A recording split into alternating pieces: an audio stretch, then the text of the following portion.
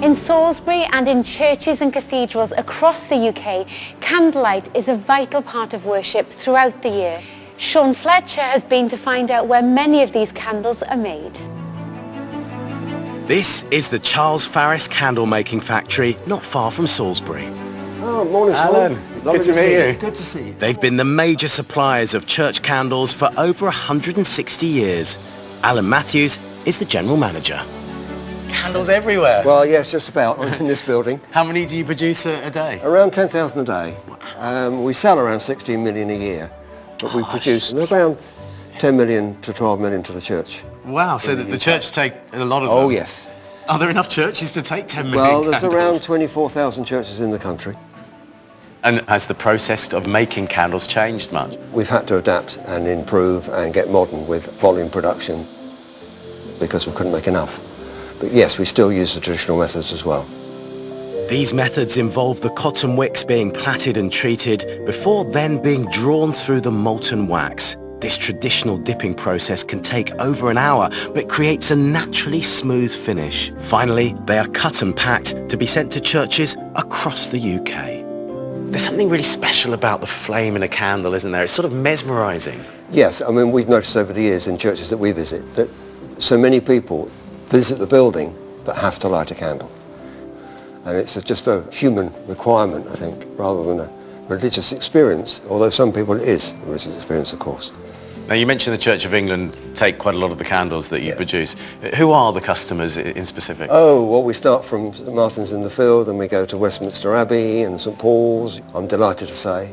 I mean, there's some big hitters there. How does that make you feel to be... Well, we did Kate and Will's wedding. And we did 5 sets in the air before we got to the ones that wouldn't drip on the very expensive hats that were there on that day. Everybody else watching the wedding, but I had to watch the candles. Did they drip? No, thank goodness. And you make bespoke candles here as well, don't you? We do. We still can make very, very large, 84 inches, 7 inches base, tapered to 4 inches for St Paul's and people like that, which we do every year. Which we'll show you in a minute when you get a chance to do one, I'm sure. Oh, great. I can get my hands dirty. Oh, yes. You can't come and not work.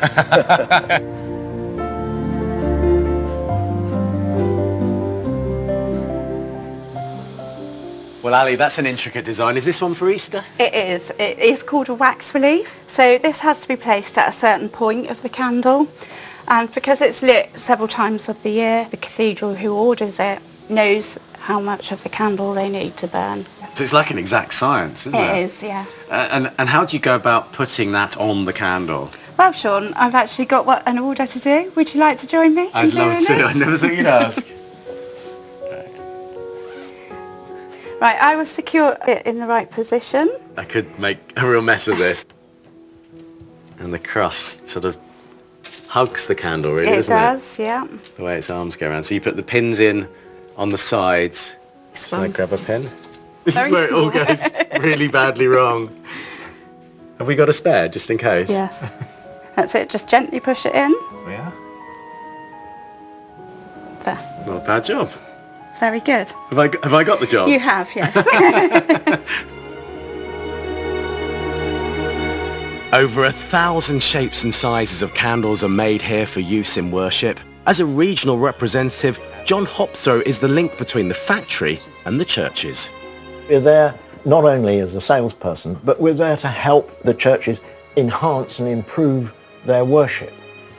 There's something really special about the candle. It's powerfully symbolic, isn't it? Well, it is, because the single flame on a Paschal candle, for example, represents the light of Christ. And you can light other candles from it, but that light doesn't diminish. It just develops. And you see this in some of the wonderful liturgy in the cathedrals and in churches, where they start off in the dark and a single light, and by the end of the service, wow. That's how Christianity spreads.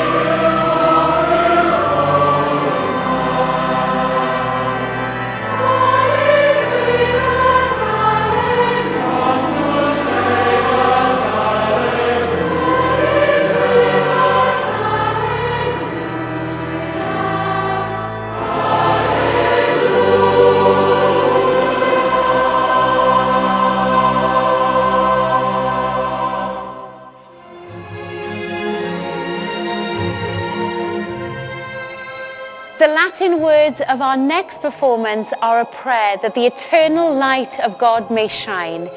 In a stunning setting of Elgar's Enigma Variations, it's sung by Voces 8.